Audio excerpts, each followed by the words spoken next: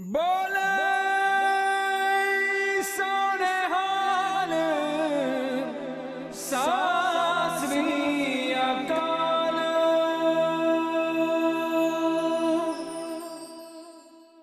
Khalsa, Waheguru Ji Ki Fateh. My name is Gurnam Singh, and I'd like to welcome you to a very, very important special edition of the Sikh think tank. And today's show, I'm delighted to welcome Dr. Jasjit Singh from Leeds University. Waheguru Ji Ka Khalsa, Waheguru Ji Ki Fateh. Dr. Jasjit Singh, as I say, is from Leeds University and is working in the Centre for Research and Evidence on Security Threats. And recently, he published a piece of research called Idea, Context, Framing and Realities of Sikh Radicalisation in Britain. The full report's out there, you can Google it on the net. And in today's show we're going to be talking about his work, but also about the research that he's been doing and the kind of issues that came out and the kind of responses that he's had. So Jasjit, as I said, thanks for coming down thanks today. Thanks for having me, always a pleasure. This is a really important piece of research. It's a kind of very challenging piece of topic, you know, it's a kind of very delicate topic, and you know, what made you kind of madness?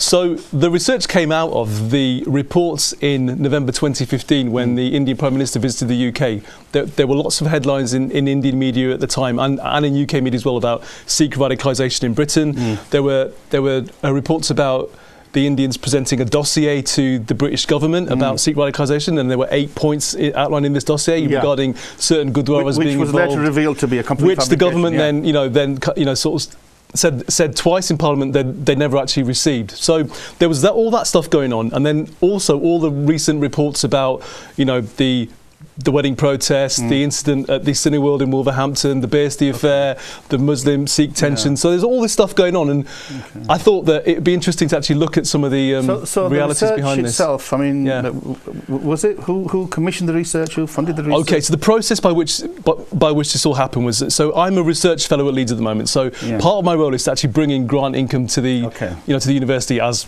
is the way.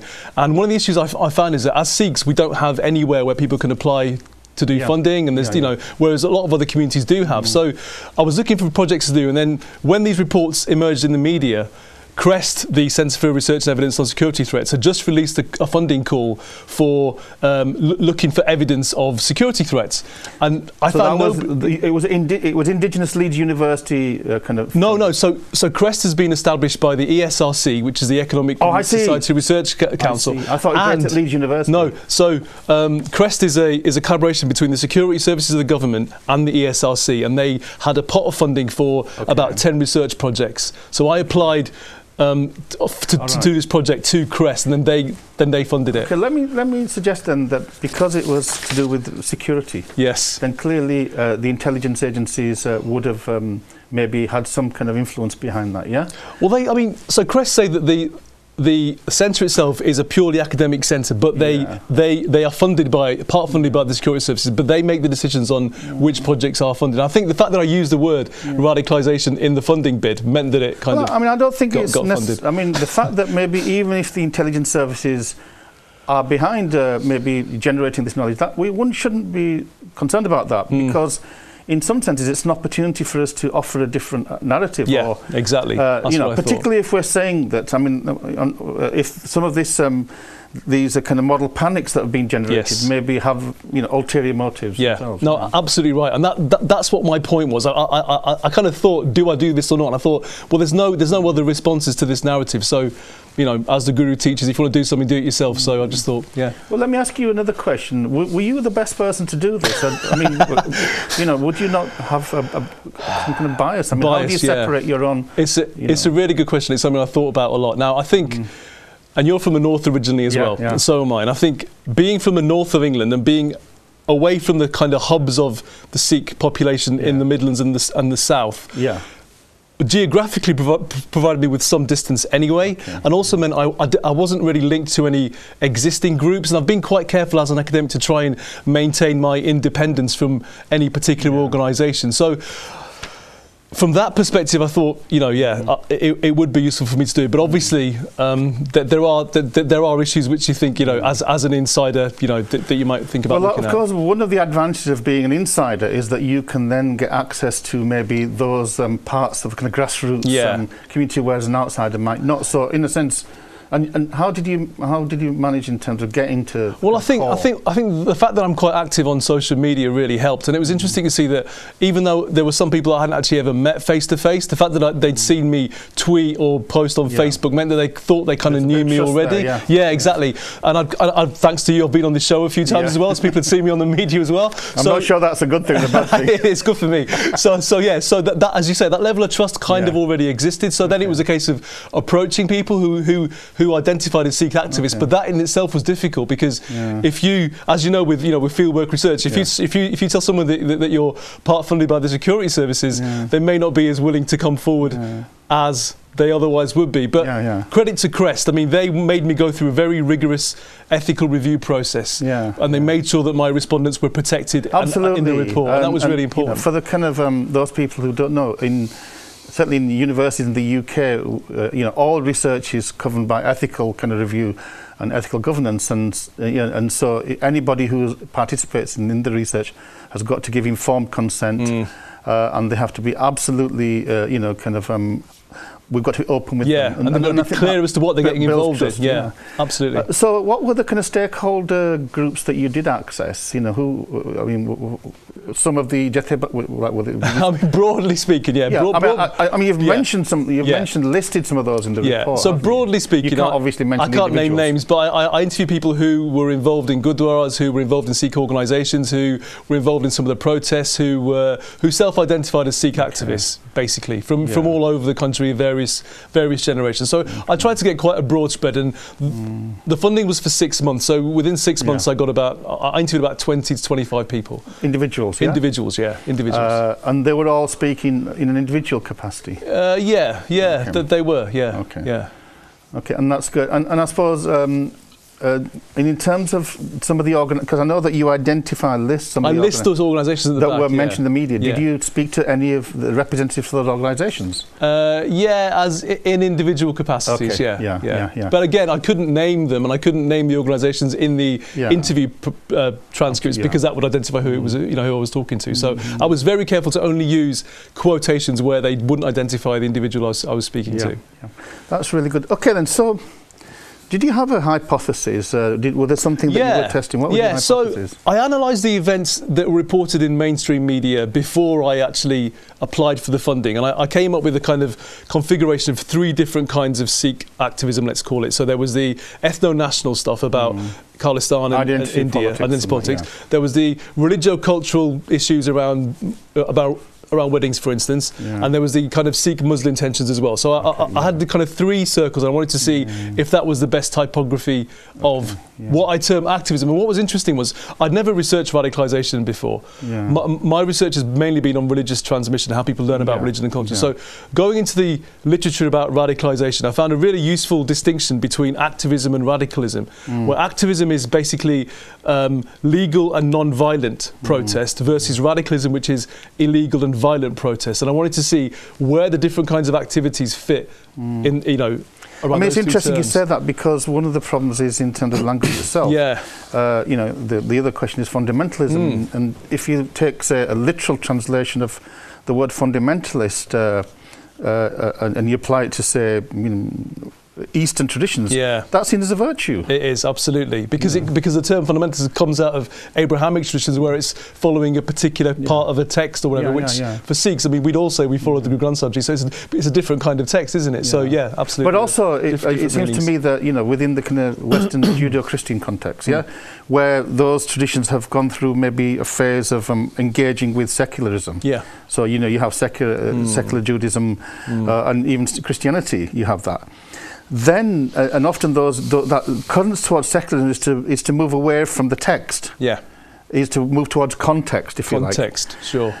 Whereas in the Eastern traditions, text is still pretty central, isn't it? And so you could see an adherence to text there would be seen as a fundamentalist thing. That's right. But I mean, in terms of secularism, there's also the fact that the very definition of religion in the West, you know, distinguishes between a political sphere and religious sphere, which isn't the case in the East, and that's kind of been brought in, I'd suggest, later on. So did you manage to, I mean, get a definition, a working definition? Because if you're talking to people about fundamentalism, then you have to be able to have some common meaning. Yeah. My project was specifically looking at radicalisation, because those were what the reports were about, and I thought the best thing to do would be to use the government definition of radicalisation as per the prevent agenda, which is all about people joining terrorist groups. It's people being influenced to join terrorist groups. So the question was, are Sikhs in Britain being influenced to commit terrorist acts or to join terrorist groups? Well, let me just stick on, because that obviously implies violence. Yeah, it does imply violence. That people who are inspired to commit acts of violence, and I think that everybody would agree that that's clear cut. You know, our religion condemns violence just like any other, I would say, mainstream traditionalism. But when it comes to non-violent radicalisation, because I think the government's been playing with violent extremism, that's then it becomes a bit more slippery, doesn't it? It is, and they haven't managed to define it themselves either. So it's still an ongoing process to kind of understand. But the question of violence is very interesting, because, I mean, you're completely right. The way in which religions are presented in the West, they're presented as these very fluffy, peaceful, you know, it's all about love. But if you look at the histories of religions, they are, a lot of them are formed in violence, aren't they? And the fact that there is this distinction, again, goes to the kind of Western framing of religion as something that's separate from the political. Whereas if you look at Sikhian violence, I mean, and there's this thing in Sikhi about, you know, violence comes later on, but if you even look at the Bani of Guru Nanak Dev Ji, there is violence against the self all the way through that, isn't there? About self-sacrifice, about, you know, being a sacrifice to... exactly. You know, so it's there all the way through. So the kind of hagiography and the kind of the words themselves reflect a violent time. Sure. You know, and that's another problem, isn't it, about dealing with kind of historical and contextual. I think one of the really interesting things in the research, and, you know, do read this piece of work. It's very educational, and, you know, actually, and it's free. It's free, Just saying that. And it's historical as well. Yes. One of I really like the way in which you try to give a number of different contexts to the whole question of Sikh radicalisation. And, you know, and in fact, you give different historical periods. So, you know, you talked about the colonial encounter and the construction of Sikh fanaticism, extremism, militancy, and, you know, and the kind of, to some extent, the whole idea about the martial race itself. The martial race played off construct, that, absolutely. And then you have the Indian Mutiny. That's right. And then, of course, the Anglo-Sikh Wars. And then, so you've got that kind of narrative where, you know, one minute we're kind of heroes, where, you know, patriots, and the next minute... Totally. I mean, that's totally surprised me. It was just a change in discourse. As you say, one minute it's the, you know, fanatic priest, then when we're fighting in the world wars, it's loyal soldiers, then when it's the Gully Morche, then it's, you know, extremists and fanatics again. I was just like, wow, this is just so clear cut. Well, in some senses, all of that has come together in the last kind of 10 years, hasn't it? Because, you know, the one hand you've got this kind of panics about Sikh militancy, which has been ongoing since '84, which you talked about. And then we've got the celebration of the the Sikh contribution in the Second and First World War. That's right. So you've got this kind of real mix of... And I think it's all a part of the kind of context of what it means to be in diaspora, and the fact that you're always trying to kind of work out where you're actually situated. There's various different conversations taking place, all about identity, aren't they, really? I mean, some people, some kind of Sikh, young Sikhs maybe, active Sikhs, would say that this is just an extension of the kind of colonial encounter. It's just that now it's kind of colonizing within the... Do you think there's some truth in that these model panics are really... I mean, there certainly is an issue. You know, I mean, you know, in terms of the impacts of colonialism and the way in which the non-white face, the non-white bearded face is viewed. And I think, and as we can see in media reports, a lot of the moral panics are around the others, aren't they? And the fact that the other result is usually looks very different. The turban and the beard itself, since 9/11, absolutely, 7/7 has got a particular kind of association. So I'd agree that the impact of colonialism and Orientalism as well continues to this day, and part of the point of doing this was to kind of challenge a bit of that narrative and say, well, firstly, you know, that or not all brown people are the same, which still seems to be a very common discourse in media in general, and to understand, also to kind of nuance some of the terms that are used as well. So how do we navigate that? Because on the one hand, we have, if you look at, the other backdrop to this obviously is the prevent agenda, preventing violent extremism, and then the more recent contest agenda, contesting violent extremists, We've got far-right violence, and far-right groups are identified with that. But also, maybe some kind of scenes and some of the reporting of violence. Examples would be, what happened in Leamington, and some other places, mixed marriages and things like that. And also the fact that there are journalists, and you quote a number of those journalists who have been actually using the word Sikh extremism. Dhaliwal you quoted. I think there's been what's his name? Hundal, Sonny Hundal has been writing about that. So it's not all a conspiracy. You can't really put it down to a conspiracy theory. Sure. But again, I think it's important to understand the terms and the kind of meaning behind the terms. So I tried to map when the various terms actually evolved. And fundamentalist was very interesting because you didn't really see much of it around until the Iranian Revolution in '79, when Ayatollah Khomeini is described as an Islamic fundamentalist, and then because '84 happened so soon after that, then Gurnam Singh is also he's referred to as, well, often was said he's the kind of Punjab Sikh Khomeini. Which is, that's what is that about? It's just it's this colonial view that all these brown people basically, they're all kind of doing the same sort of thing. So the term we've given this guy will give to this guy as well. So it was about kind of understanding where these terms actually came from. And the term Sikh extremist really came, apart from its appearance in the 1920s when the Gali Morche were taking place, it then re-emerged soon after Indian independence. So Master Tara Singh was referred to as an extremist leader, and it's been used in Indian media since then. So it's got a very long history, unlike Islamic extremism, which is quite recent, really, I'd suggest. It has a very particular context. You're absolutely right. If you look at the reaction of the Indian freedom movement in India, the Congress and others, to Shahid Gurnam Singh's actions, they labelled him as an extremist and kind of barbaric. So you have this kind of interesting kind of play. Let me just come back to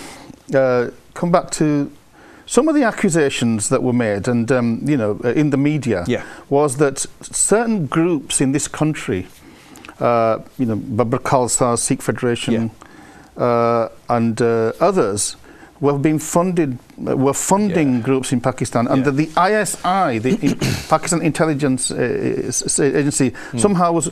That narrative has been there since '84, and it is a narrative that is being, as it were, recreated now at the moment with the Jaggi case as well, isn't it? Yeah, absolutely. And so. And as you say, the idea of the diaspora funding Sikh separatism in the Punjab has been around since '84, and the narrative of funding. Now that wasn't something I could really research because I wouldn't know how to actually do it. But I know that if there's evidence there, it's something that needs to be looked into. But if there's evidence there, then evidence needs to come out for about these links, and that's and the dossier, of course, and the dossier, exactly. I mean, I think you can, all that material is in the public domain, but what's often missed out is that when you actually start to drill down, you find that that it kind of becomes vacuous. Yes. Suggesting that most of that is propaganda. And there's been lots of accusations, and lots of people have been arrested on various charges, but then, as you say, they've all completely fallen away. Let's kind of come back to the kind of the more recent issues and events that maybe have made some people in the Sikh community also feel that there is something qualitatively different about what's happening now. Sure. And clearly, the issue there was around mixed marriages, interfaith marriages. And the Leamington incident, particularly because there was lots of symbolism with the Leamington incident. It was around young people dressed in black, hoods and things. Now, what would you say to those people in the community who would say that maybe they were underplaying this problem? That yes, it's a small group of highly motivated young people, maybe misguided, maybe not, but there is a kind of puritanism that's emerging that needs addressing, or doesn't need addressing? I don't know, tell me. Really, and just to make it clear, I'm not an expert on this. This is meant to start a conversation, so I'm really glad it is doing. But if you talk to people in the community, there must have been some voices expressing that concern. Absolutely right. So part of the point of this was to see what the motivations were for people around this whole issue. So let's take the mixed faith and undercourage issue, right? So at the end of the report, I basically produced a typology of different kinds of Sikh activism, and relating to the mixed faith and undercourage issue, I suggested there are a group of people who see themselves as religious enforcers, who see it as their duty to enforce the edicts of the Akaal Takht. And I also talk about authority in the Sikh tradition, the fact that authority structures in Sikhi aren't maybe as robust as they should be, to put it mildly. So this is causing a lot of issues in diaspora where it's not clear what edicts are where. And also the contradictory position of the Akaal Takht. Yeah, absolutely. Yeah, I mentioned that as well. The fact that it's kind of in with the state, with the Indian state. Yeah. So in terms of the mixed faith and undercourage, so you've got people who see themselves as religious enforcers, who see it as their duty to enforce edicts from the Akaal Takht. Others who see themselves as community defenders, who see it as their duty to defend the community against anything from outside. And as part of that, you will find people who see it, who don't want Sikhs to marry out, for instance. So what I'm trying to say about the and also you get personal factional disputes within that as well. So within the mixed faith and undercourage issue, there'll be a whole host of reasons why people participate in protests. But a number of people I spoke to said that they while they understood the kind of motivations and the desire to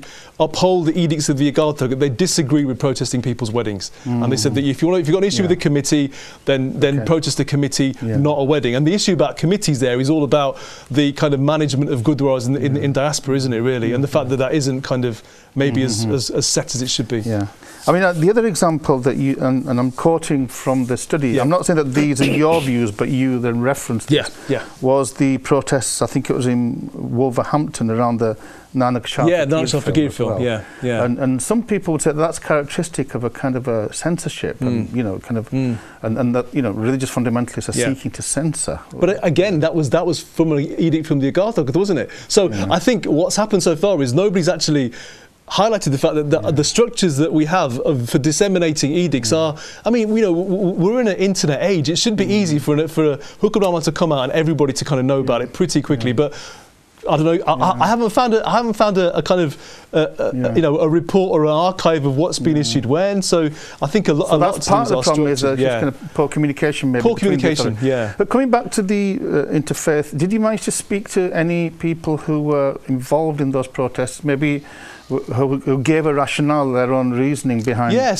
What kind of reasoning? So most of it was to uphold the edict of the Akaal Takht, and that was the main reason for most of the people I spoke to, really. I mean, as I say, some would do it for other reasons as well, but that was the main reason given. But some people were arguing that the religion was acting as a proxy for maybe race. Well, this is what I'm saying. I mean, they wouldn't say that to me, but I'm sure that is an issue as well. Of course. Whereas I think others, I can remember others were quite categorical. They were saying that if these people adhere to the Sikh faith, we don't bother what racial background they are. That we will, we will have. So I think there were different kind of positions. On the pro and anti. And I think one of the issues is also the fact that people. And we're not going to go into the whole debate, but the fact that people can get married in gurdwaras who, just because they're from a Sikh background but don't actually, adhere to Sikhi itself, why should they be allowed to? Whereas those who there seems to be some hypocrisy and this discrimination there, which a lot of people talked about as well. Okay, so how do you think, going to take a slightly broader view then, how do you think the narrative has changed from, say, 1984? To now, to just bring us up to the present moment. What do you think is the kind of narrative now? So what's interesting is that, as you said, I mapped all the incidents, and post 84 there was clearly a lot of anger and trauma in the community, particularly around, the attack on the Darbar Sahib, and you were there, so you could talk about it. And the genocide. And the genocide in November, absolutely. And you could see a community that maybe didn't know how to deal with this, especially those that I spoke to people who generally, felt Indian. And then all of a sudden that citizenship and identity had kind of been taken away because of this particular incident. So post-84, you had this immediate traumatic reaction. What's happening now is you get younger generations who weren't around during 84, but are learning about the events of 84 through primarily the online environment. And there aren't any other environments where they can learn about this stuff from. So this is one of the really important changes now, that we have social media. Yeah. It wasn't around. No. Not only social media, we have television, Sikh media, and I know you make reference to those aspects as well. And also the fact that 84 occurred when there were recordings of the incident available, and they continue, so people could actually see what happened. Whereas even if it happened 20 years earlier, you know, there wouldn't have been recordings of the actual event as well. So that's important in terms of dissemination. And I mean, one of the other issues is around maybe the kind of academic work into this area. Never really kind of, if it did happen, it wasn't kind of spread in the wider diaspora. And I think that's another, maybe, I mean, this is why this research is so important. It's trying to plug some of that gap as well. Yeah, and I'm hoping to, you know, build on it to look at the Canadian, the US and Australia and various other contexts as well. But I think also, and to just talk about my methods a bit as well. One thing which I found really, really valuable. So I did a literature review. I interviewed people. I went to various institutions. I did a media analysis of reports and all that, which went back years. But one of the most useful things I did was a series of community consultations. So I presented my findings. Well, we're going to go for a break, and we will talk about the dissemination and the response that you've had from the community after the break. So today we're talking to Dr. Jasjit Singh from University of Leeds, who's done what I would say is a groundbreaking piece of research, really to kind of mapping out the whole kind of debate around religious fundamentalism, radicalisation, media model panics, I would say, and the UK Sikh community. I think one of the important things is that Jasjit tried to be as objective as he could on that, and in some senses, you know, and we will talk after the break, he's put the information out there, and you know, it's for the reader to make their own judgment as to whether these allegations have any substance, and you know, how we respond to that. In the second half of the programme, we will be looking a bit more closely at some of his findings and how those findings have been received by the community, and where we go next, really. So, ithe break at the end. Let's have a short break, and we'll be straight back. Waheguru Ji Ka Khalsa, Waheguru Ji Ki Fateh.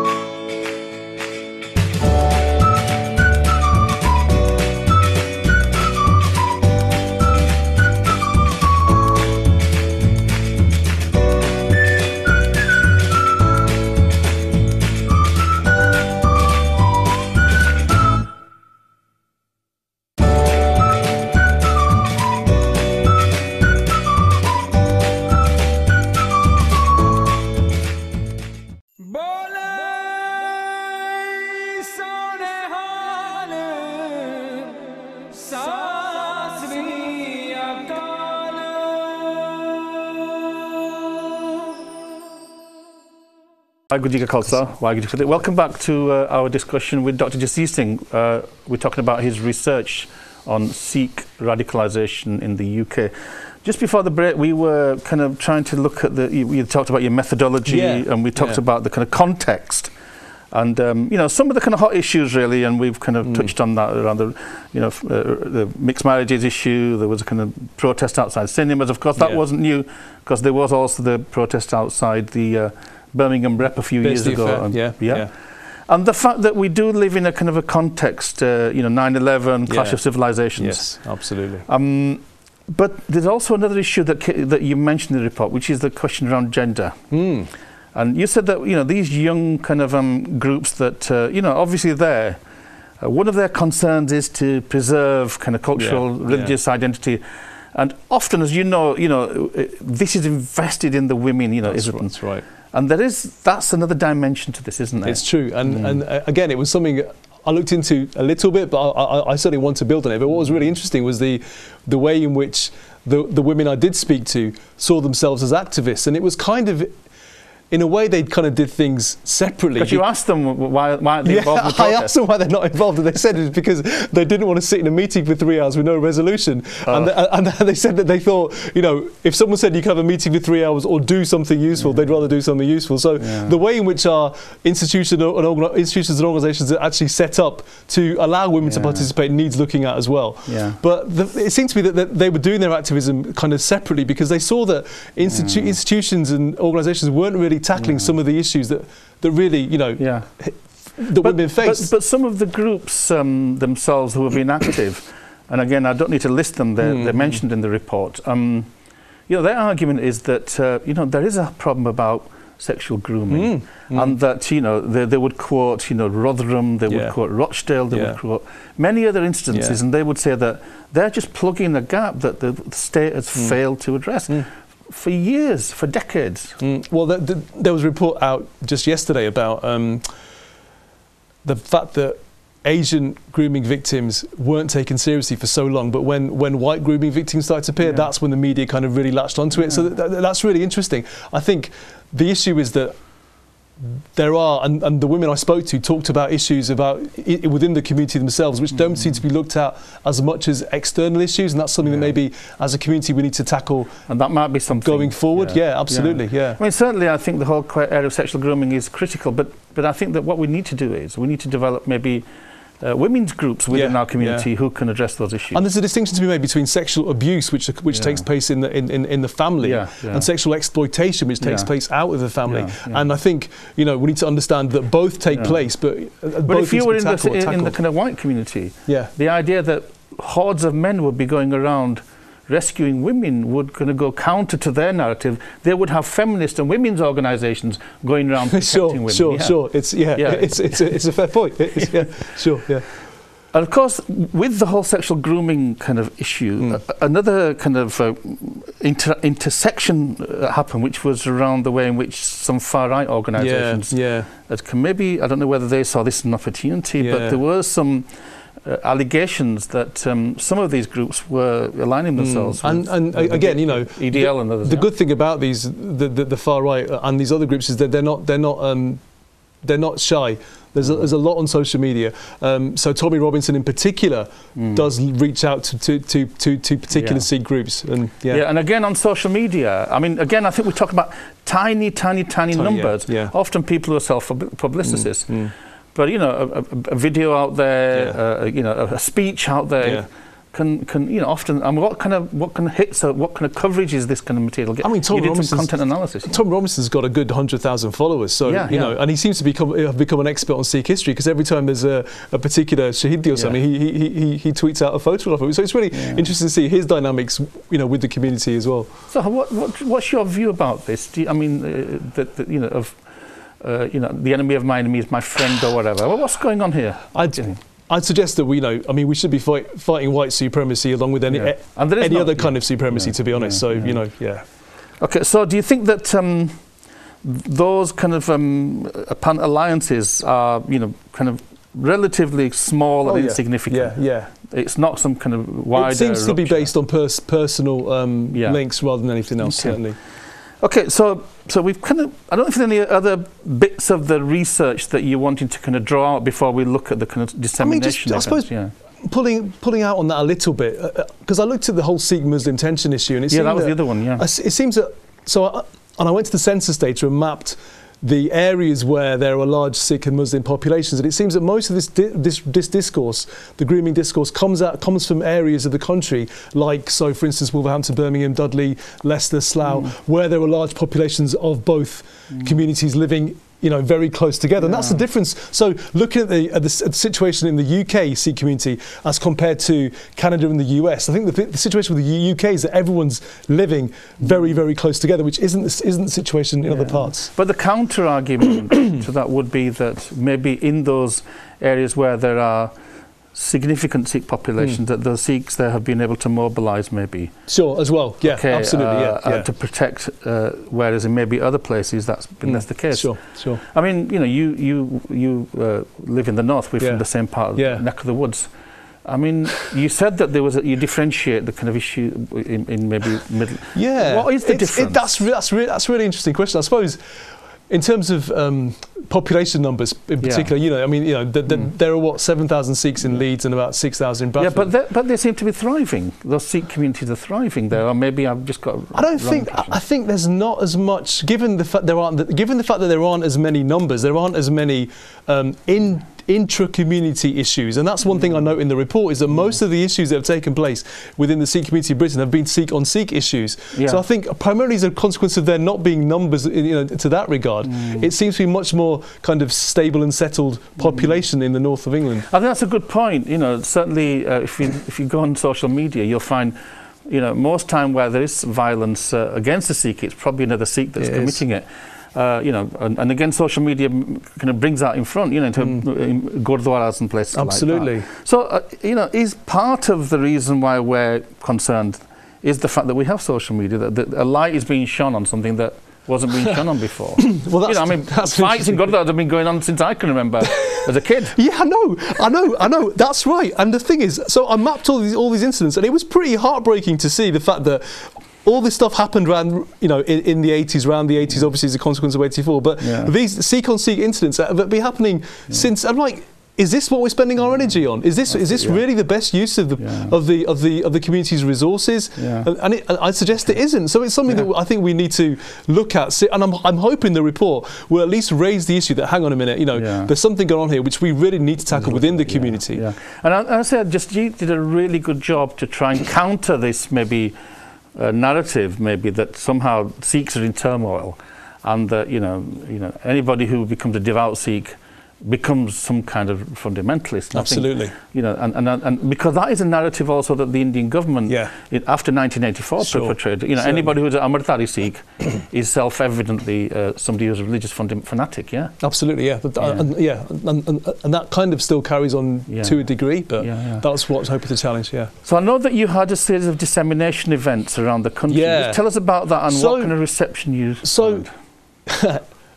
As I said, I'm quite active on social media, and I was very open about the fact that I was doing this research from the start, and I got lots of questions straight away about, you know, what are you doing, why are you doing this? And I said, look, it's because of these reports. I want to understand what's going on. So I finished the draft of the report round about June 2017 of this year, and I thought it was my duty to at least tell people what I was finding and see if it made sense, because.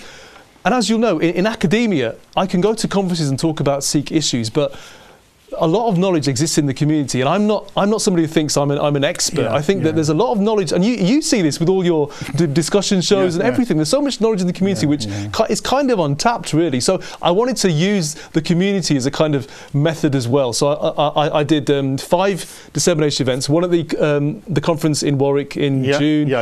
Then the Sikh Education Council hosted me. Sikh Press Association hosted me as well. And 2 other events, one in Leeds, which which organised myself. And each event, it was really interesting. I think the fact that each event was titled Sikh Radicalisation in Britain meant that I got lots of people turning up. So there were a good 60 people at these events. And what was the demographic there? Was it? It was very varied. I absolutely loved it, because people saying, you know, there were people in the same room together who hadn't been in the same room for years. There were young people, older people. People were saying to me that it was the first time that they'd ever seen an academic engaging with the community in this kind of level. So generally, people welcomed the work that you did? No. I don't get that impression. No. I mean, I was challenged on a lot of things, and I'm very pleased I was. What were the kind of issues that you were being challenged on? What were the kind of difficult questions that were being thrown at you? So my typology, for instance, was questioned as to its relevance, and I basically had to justify my typology to the audience, and they really kind of in a number of events, and they really kind of wanted me to nuance it. I remember the impact of the Prevent agenda in particular was raised in Warwick, which really got me thinking about that as well. Somebody asked a question about numbers going to the Punjab during the 80s, and I found there weren't many at all. So and there were lots of questions about why I was doing the research again, and the whole kind of framing of it, and how I'd made the distinction between the religious issues and the political issues. And as I said, you know, that isn't a distinction in Sikhi. The media is together, and Sikhi has lots of double kind of concepts. But I made the distinction for the readers of the report who weren't Sikh to kind of use that sort of frame. But it was very, very useful doing those. Kind of brings us kind of full circle, really, about whether we can ever escape the kind of colonial kind of gaze. Even when we're in this country, and that and whether these are poison chalices, these kind of it's a great question, and I think the choice we have is we either we don't do it at all. Exactly, that's exactly it. That's exactly the choice. We don't do it at all, or we have a response. I think it's a good point. I mean, people, it's been done now, so you can't undo it. And the report is out there. It's it's over 100 pages, but it's easy to follow it. All the methodology is there, so it's very transparent. You can see exactly how Jasjit framed his research questions, how he went about gathering his data, and he's pretty open in terms of the conclusions he made. And you make your own judgment. Make your judgment whether you think that this is a useful contribution or not. What about positive? Did you get any positive responses as well? About the research, people were pleased that I was. Some people were pleased I was doing it because otherwise, as I say, the term is bandied about so much, and certainly in the internet age, if you Google Sikh radicalisation, you will get loads of headlines, and it doesn't really matter where they're from anymore. So, media in a way is kind of the globalisation of media. Media kind of it's all kind of come together in a way. So people were pleased I was doing it. People were kind of pleased I was trying to shine a light on the terms fundamentalist, extremist, militant, radical, and try and provide a bit of nuance around those. So for instance, one interesting thing was the fact that I found that a lot of people involved in the Lunga food banks, for instance, so SWAT, Khalsa Aid, also talk about 84. But in the media, it's presented as you have a good activism, which is as long as you're kind of doing the food bank stuff, that's all great. But if you're talking about 84 issues, that's not good. But you see that the same people are kind of doing both. So I think once people are kind of engaged to be activists and they see Sikhi as an activist. Yeah, it's a really good issue, point. Then they do activism of all kinds. I mean, that's a really good point. The truth is that Sikhs are a minority in most places, and increasingly in Punjab itself, Sikhs are becoming a minority. We are, and our history is a history of persecution and struggle against persecution. Yeah. And in some senses, I think a lot of Sikhs would say, whether in the world, that they're just continuing that struggle. And that you have to be active. Absolutely, yeah. But then there is that imagery as well that we kind of that we've, as it were, collected along our history, particularly of having weapons, of fighting, and even today, often it's reported Sikhs with swords at aeroplanes. Yeah. There is something about the way in which we have to project ourselves and counteract some of these kind of images about us as well, don't we? Yeah. So. Again, a lot of this is around language, isn't it? So, for instance, Cynthia Mahmood makes a really good point about martyrdom. People talk about martyrdom, certainly in the Shahid, certainly in the current post-prevent context. And she says that martyrdom for Sikhs is an act of resistance. It's not there to gain something after life. And I thought that was amazing, because I thought, actually, the point is that the same word is used in various contexts, but it means completely different things. And I think one of the issues in a Western context is that the same words are used across religious traditions, which is a big mistake. You said that. I mean, it's interesting because the word Shahid comes from the Arabic. Yeah, sure. Yeah, which is very much associated with the idea that if you do martyr yourself for the religious cause, then you go to you go to heaven or whatever. So does that mean that we need to reinterpret or to redefine or to define the terms that we use in our own way? We need to firstly be confident enough to use our own terms. So stop talking about Sikh temples, for instance. So for instance, if you stop talking about Sikh temples and use the word Gurdwara, that puts the Guru at the centre of the Gurdwara, and it kind of tells people why Sikhs are so bothered about the Guru Granth Sahib Ji, for instance, right? So small thing, use our own words, and also make sure we know what our words mean when they're translated into other languages. So if we're talking about martyrdom, we need to make it clear, yes, martyrdom in Sikhi means this. So we need to be more confident about our own terms and understanding what those terms mean. Another term that often is bandied around, and I think is unhelpful, is this notion of liberal Sikh versus. Because by definition, if you're not a liberal Sikh, then you're an illiberal Sikh. Yes. Yeah. That's not unhelpful. It is dichotomy, because you can be Amritdhari and be liberal, can't you? You can be Amritdhari and believe in LGBT rights. Of course you can. But the way the distinction works at the moment is, that means conservative. Yeah. That's exactly what I'm saying. And why can't we use the word Amritdhari rather than conservative? Why can't we use it? And then people say, what does that mean? You can find out what it means. Uncle Google will tell you everything these days. So I think we should be more confident to use our own terms when talking about our own tradition. So these simplistic descriptions, they don't do anybody any favours. They don't do anybody any favours. That's absolutely right. And I think that we also need to be very careful about labelling people as well. Absolutely. I think there is a bit of that where we are falling for the narrative, the colonial narrative. It's either good or bad. Yes, that's right. Yeah, good religion, bad religion. Which is what extremists kind of, in a sense, use, isn't it? Yeah, absolutely. Yeah. So, I mean, do you think? I mean, it seems like some of those issues have died down a bit now. I mean, maybe it's just because it's winter now. When it gets to summer and the wedding season. I don't know. I know what I think.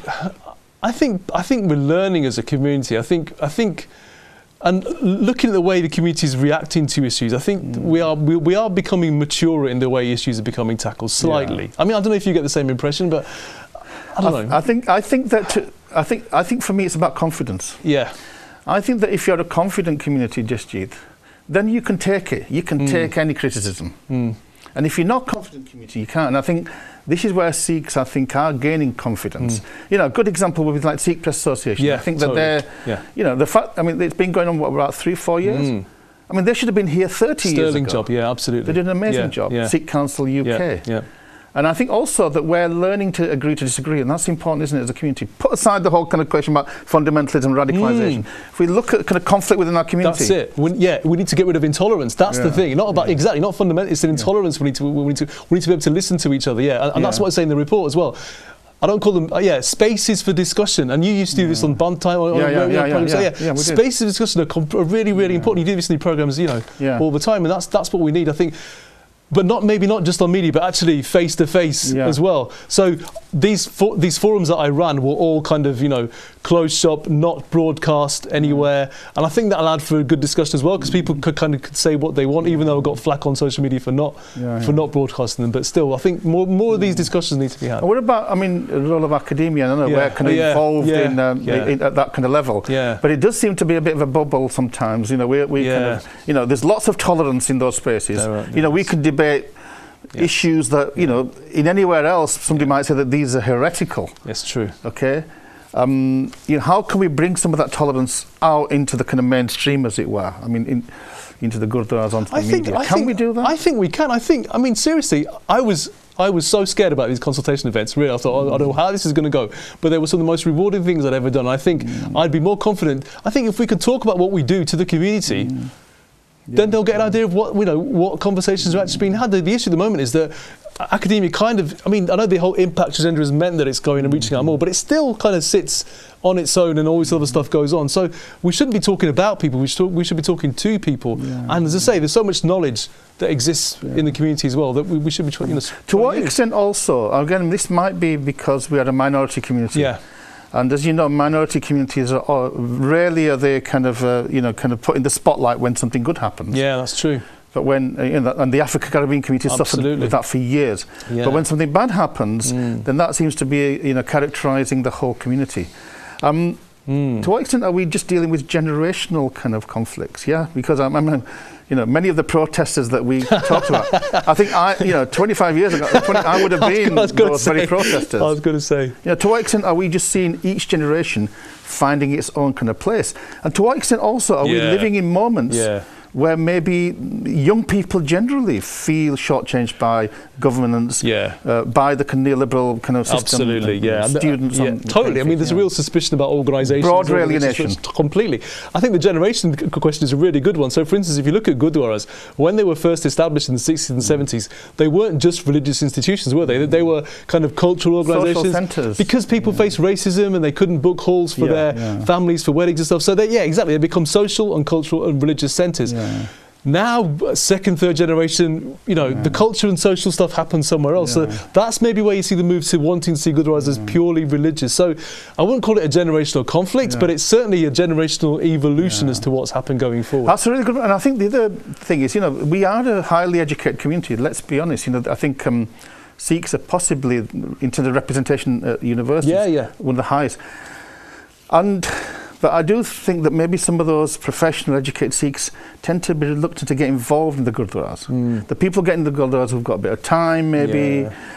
So part of it is those kind of liberal quotes that have got to get involved in the mainstream. But the thing is, I mean, so if you look at you know, institutions in the country, the Church of England has an established hierarchy, lots of buildings, lots of capital. You know, the vicars go to university, do degree courses.